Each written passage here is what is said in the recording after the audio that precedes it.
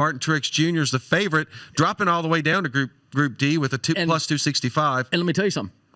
He's lucky he's even Group D. Well, he struggled at Talladega. And we also got Austin Dillon, William Byron, and Matt DiBenedetto, one of those Penske cars. Well, we call him a Penske car. It's the Wood Brothers. At plus 270. I like Matt DiBenedetto, and I like Austin Dillon. I mean, Austin Dillon, look, he's won a super speedway race in the past. He's very good there, but I think Matt DiBenedetto is getting there, coming. And if he's in that, we know how strong the Fords are here. Ford's won 8 out of the last 9 races or something like that at Talladega. They've been very dominant there. There's no question. So I like Matt DiBenedetto because I know what he's going to be doing with the other Fords. I like that. I like Austin Dillon. I don't like Truex as the favorite. Let's go to Group E. We've got Eric Jones and Jimmy Johnson are the co-favorites at plus 265.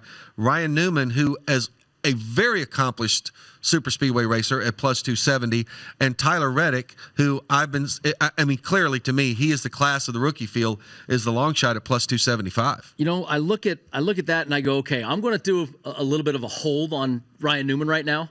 I think that, look, as dumb as I say all of us race car drivers are and how we're able to put things out of our head, I think Newman's going to be in a little bit of a wait and hold on his first super speedway back. Yeah, we didn't remind people. He had that horrible crash at Daytona. That he's fine, but I still think that he might just take a breather for a minute and be there at the end. We'll see. But I like right there Tyler Reddick. I just said I like Austin Dillon.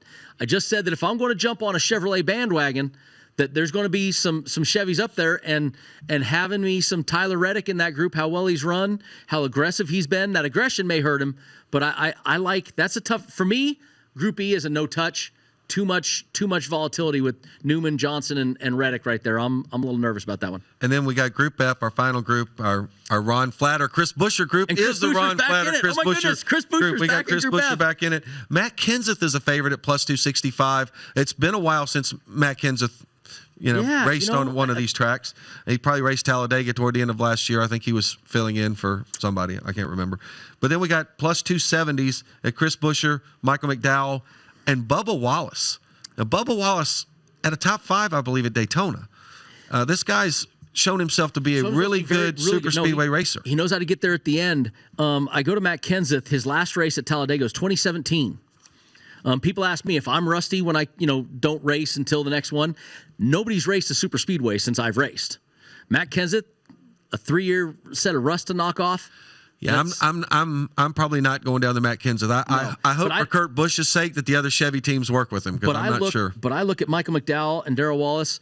I think Darrell right now wants to be a little aggressive, and that's what scares me a little bit from Darrell, because I think right now he wants to be aggressive, and that aggression does not play well when it comes to racing at Talladega and Daytona. Sometimes that, valor kind of holds through. But Michael McDowell, Darrell Wallace, those are, to me, the two that stick out. Chris Buescher's great. But McDowell and Darrell Wallace, to me, I like both of them. Yeah, I'm with you. Now, we've been kind of exciting this week. We got some really cool props. Our producer, Karina, has given us some really cool props to talk about. Winning manufacturer, we got Ford at plus 135, Chevrolet plus 165, Toyota plus 250. And we talked earlier, you're going to make Toyota the long shot simply because there's so few. There's fewer of them in the race. But, Ford, like I just said, 1, 2, 3, 4, 5, 6, 7, 8 of the last 9 races, 8 of the last 10, they have won this race. It's been since 2014 that a Toyota has won at Talladega. I think they're the favorite for a reason. The even odd is kind of evened out, Motley, because of this race. Yeah, the car number. What we're talking about, the car number of the race winner and car number, whether it's even odd or over under certain number. Those have changed. But there's a fun new one this week.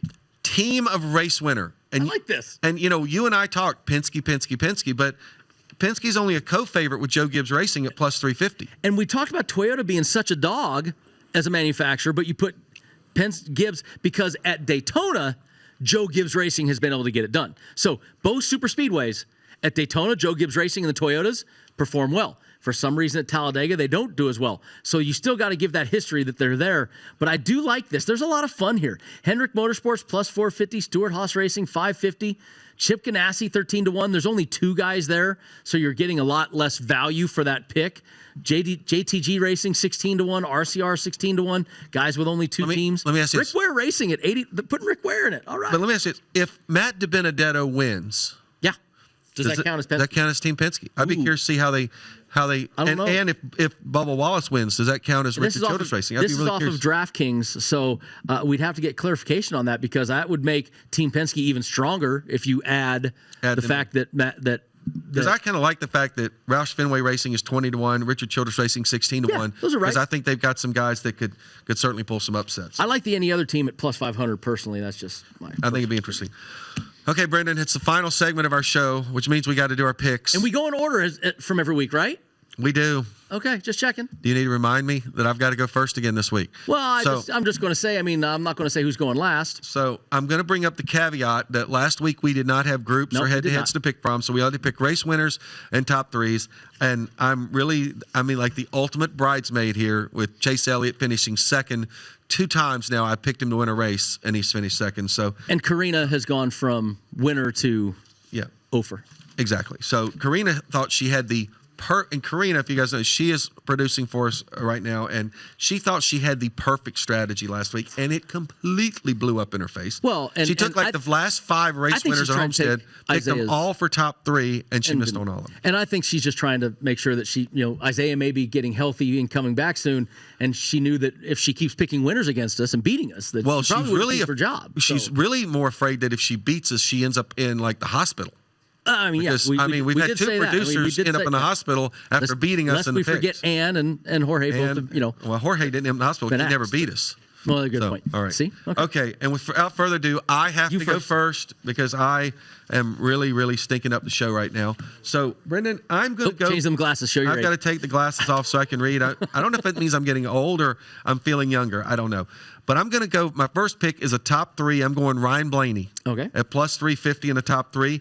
And I'm going to double down on Ryan Blaney in Group A at plus 295. I think this might be the week that Ryan Blaney pops through. I'm going into Group B. I'm going to take Chase Elliott. You said earlier you hated this group, but I'm going into this group anyway. I'm going into Group E, and I'm going Tyler Reddick. Volatile. Tyler Reddick in Group E. And then I'm also going to Group F, and I'm going Bubba Wallace because I've been kicking myself the last 2 or 3 weeks for not taking Bubba in his group, and he's won his group. So those are my 4 picks right there, 5 picks. I can't even count today. That's 4 on the groups, 1 on the top 3. And with that, we're going to turn it over to Karina for the pit crew picks. Well, Karina won't, we keep trying to force her to be on camera. She's shaking her head still. She will not do it.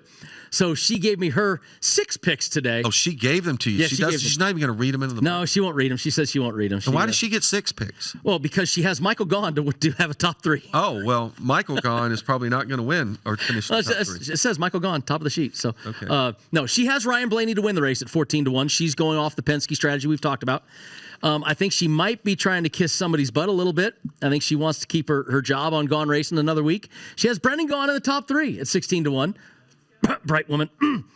Kyle Busch Group B at plus 265. Car number over at 16.5. I see a trend there also. I'm liking it. And Hendrick Motorsports on the team grouping at plus 450. So that would be the Karina / pit crew picks for the week. And who gets to go last now? Well, the only person who scratched it all last week who picked Chase Elliott to finish in the top 3 was you, so go ahead. Hottest guy in the sport? How many times I said it? Okay. I'm not going on the hottest guy in the sport. I must take a moment here to reiterate to my friends at NASCAR and to all those listening and podcasting on iHeart and all the rest of these. And all these different multimedia outlets that we're now that I am. Remember, my picks are only for entertainment purposes only. I am still racing, and I do not have any real money bet on any of these. I do not break our NASCAR gambling policy rules, but I still do it for Brendan fun. Steve Phelps is on line 1. Line 1. Mike Helton is on line 2. I am taking myself to win the race at 60-1 because, dang right, I'm going to pick myself to win. If I didn't, I wouldn't be a competitor. I am also going to take myself in the top 3 because I think if I can win, I can be in the top 3. And I'm going to take Chevrolet as the winning manufacturer because the 62 car is a Chevrolet. Then I'm going to go the brotherly love. I'm going to hit Kurt Busch and Kyle Busch head-to-head. I'm going to take the big brother, even though I'm a little brother, but I'm taking Kurt at the plus 105. I like that. And then I'm going to go all the way down into Group F. I'm going to go head-to-head with you. You are taking Darrell Wallace Jr. I am taking Michael McDougall, not Michael Gaughan. Michael McDowell as my last pick. All right, we'll see how those turn out for you next week. You know what, Brendan? I hope I win 3 of them. I hope you win 3 of them. I'm actually going to be cheering for you. There's no question about that. And normally he doesn't. That's why he says. And we got a little less than a minute to go in the show, so I'm going to kind of just give you the floor a little bit and just kind of talk about what to expect this weekend at Talladega and what we're going to see out of the Beard Oil Chevrolet. No, I mean, look, I'm excited to be back at the track. I'm honored that we had such a great finish at Daytona that we were able to stay in the points for this race. We're 39th, which locked us in with no qualifying. So I appreciate it. I appreciate all the fans following us. I appreciate you guys at home listening along. Enjoy the ride with the 62. Enjoy the hashtag not gone yet, because I'm still there. I'm still kicking. Hopefully we do not end up with those watching the VSiN stream. Do not end up with more spectacular photos like that one right there of me flying through the air with the greatest of ease. And hopefully I'll talk to you next week. You got a lot of publicity out of it, but I can't wait next week to hear about how the Geico